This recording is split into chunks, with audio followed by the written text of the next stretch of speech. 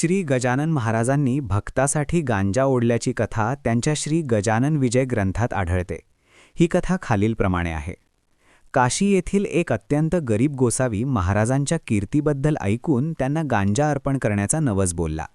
तो 3 महिने गांजा सांभाळून शेगावला महाराजांच्या दर्शनाला आला. तिथे मोठी गर्दी पाहून आणि स्वतःच्या गरीब स्थितीबद्दल विचार करून त्याला संकोच वाटला आणि तो एका कोपऱ्यात जाऊन बसला. सर्वज्ञ असलेल्या महाराजांनी त्याचे अंतर्मनातले विचार ओळखले आणि आपल्या शिष्यांना त्या गोसाव्याला आपल्या समोर आणायला सांगितले. गोसावी घाबरत घाबरत हात जोडून उभा राहिला.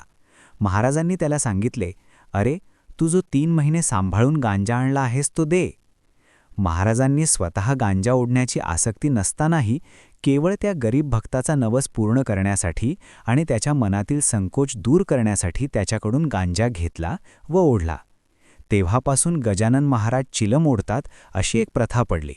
परंतु हे केवळ भक्ताच्या भक्तीसाठी होते, महाराजांना त्याची आसक्ती नव्हती. संत कर्म नव्हे भावना पाहतात. नवस नव्हे निष्ठा महत्वाची आहे.